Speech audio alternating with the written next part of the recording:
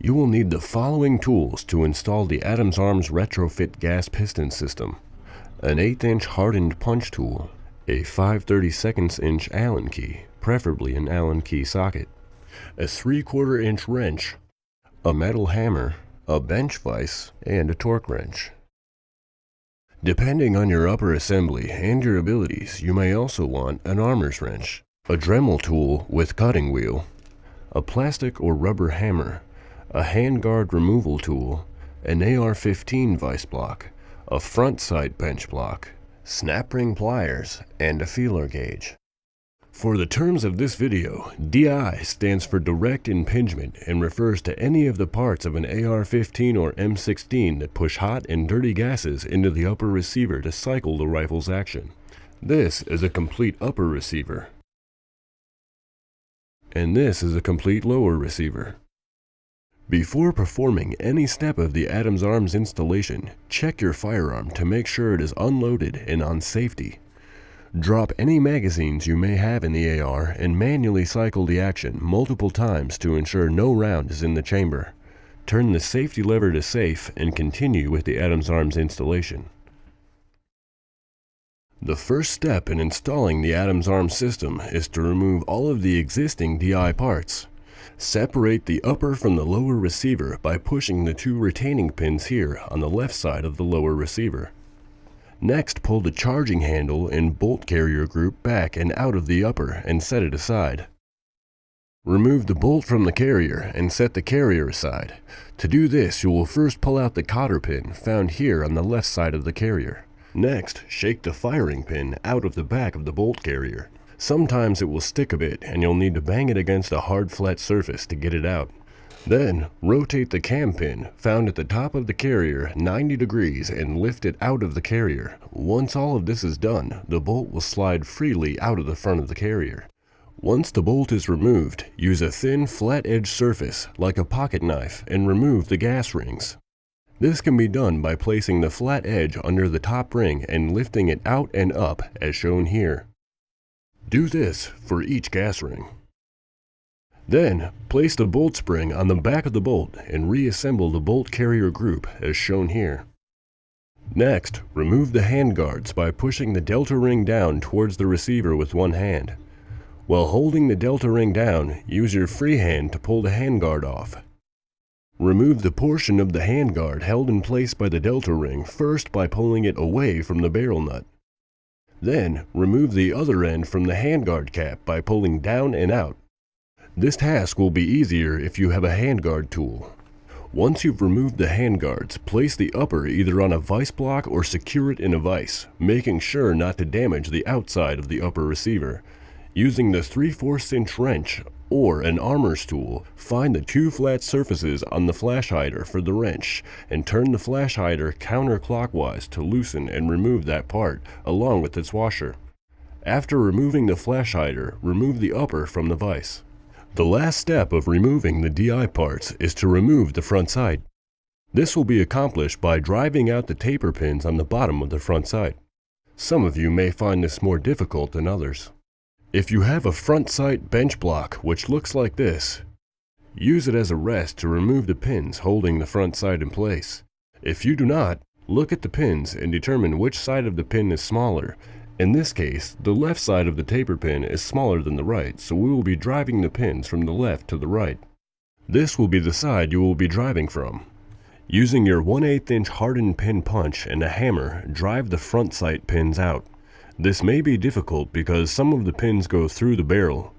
Once the pins are out, remove the front sight by pulling and twisting the sight towards the front of the barrel. Sometimes this can be difficult and you will need to hit the front sight a few times with a rubber or plastic hammer to get the movement started. Use a rubber or plastic hammer so you don't damage the front sight. Remove the front sight completely and the handguard cap if your AR has one. Once the front sight is removed, screw the flash hider on about halfway or until it is hand tightened to protect the thread for the next part of the installation. The following is a list of all the parts of the Adams Arms piston conversion system: a gas block, a drive rod with drive rod spring and drive rod bushing, a gas plug, modified handguards, modified handguard cap, a one-piece bolt carrier, a receiver bushing, a bolt spring, and a dowel rod. Now that we've removed the old DI parts, it's time to start installing the Adams Arms system. The first thing we'll install will be the receiver bushing. First, you have to clean the hole in the receiver where the gas tube was and where the drive rod will be going. You will need to use a cleaning product like brake parts cleaner or mineral spirits that leaves no oily residue behind and dries clean. Next, coat the outside of the receiver bushing with heavy grease, preferably Vaseline or something similar. Dip the tip of the dowel rod provided with the system in the grease, making sure to put a heavy coating of the grease at the tip of the rod. The grease on the dowel rod will hold the receiver bushing on the tip of the rod to line up for installation. It will look like this. During this step, place the upper on a hard flat surface with the tip of the flash hider resting on the surface and the back of the receiver pointed up towards the ceiling, like so.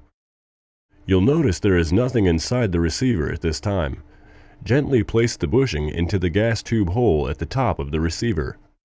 You need to line up the bushing to make sure it's going in straight. Once you visually align the bushing, push down on the dowel rod. This seats the bushing into the hole straight so you can begin driving it in using a hammer. While you hammer the bushing into the hole, watch that it does not begin to go in at an angle. You'll also notice when you do this right, the dowel rod is not resting against the receiver. When you see the top of the bushing just below the edge of the gas tube hole, stop hammering. A properly installed bushing will look like this inside the receiver. Please note, if your bushing goes in without any type of resistance, in other words it just falls into the hole, use red Loctite and coat the outside of the bushing to hold it in place. Make sure you do not get any Loctite inside the hole of the bushing. Place the bushing in the receiver and let it dry for 36 hours. Once the receiver bushing is installed, you can remove the flash hider again. During this next step, we will install the gas block. With the flash hider off, slide the gas block with plug installed onto the barrel with this end pointed towards the muzzle. If you are going to use our modified handguard cap, put this on first. The gas block will rest on the shoulder, which is here on the barrel. Some of you will come across an AR barrel that will have a harder time installing the gas block than others. If your AR is giving you difficulty, don't scratch the barrel trying to install a tight gas block. Here is what you can do to install the part without damaging your barrel. Remove the screws from the right side of the gas block and screw them into the left side. Tighten these screws until you see the tip of them start to show inside this channel between the two legs of the gas block. Once you see the screw tip, stop. Place a smaller Allen key inside the channel, like this, with the short end at the front of the gas block pointed away from the barrel. Make sure the Allen key is directly between the gas block leg and the screw tip. Tighten the back screw first until it is snug against the Allen key. Do the same with the front screw. This should allow the gas block to go onto the shoulder of the barrel without any resistance. Once it is in the area it needs to be, loosen the screws and remove the Allen key. Then reinstall the screws into the gas block the correct way. You will tighten them down just enough that you can move the gas block with your hand, but it will not move on its own. Any other adjustments that are needed will not damage the barrel. If you are using our modified plastic M4 style handguards provided in the system, you will have to first visually look down the receiver at the gas block and align it with the upper to the best of your ability. Later we will go over how to check and fine-tune the alignment. Check the gas block alignment by installing the drive rod and the gas plug without the spring or bushing. If the drive rod moves smoothly in and out of the receiver and can be moved by rocking the end of the upper up and down, then you have the gas block aligned. Now that you have the gas block aligned, let's make sure the drive rod spacing is correct. We recommend our system to have between 15 and 25 1/1000ths of an inch of space for proper operation. This is the best way to get that space. Tighten the screws on the gas block just tight enough that the gas block doesn't move unless you force it. Put the gas plug and drive rod, still without the spring or bushing, into the gas block and turn it to the 12 o'clock position to lock it into place. Then put the bolt carrier into the upper receiver and hold it into the battery. Point the muzzle of the gun towards the ceiling and allow the drive rod to rest against the carrier key. You should notice a gap between the gas block and the drive rod sleeve. Measure this gap with a feeler gauge, or if you do not have a feeler gauge, use the width of 2 standard business cards put together. Adjust the gas block if needed to obtain this space. Once you have the approximate gap, recheck the alignment and torque the gas block screws to 90 inch-pounds, or until they are properly snug. After everything is tightened down and the rails have been installed, recheck the alignment and spacing as instructed before. Give any Loctite used 36 hours to dry and your AR retrofit system is ready for action.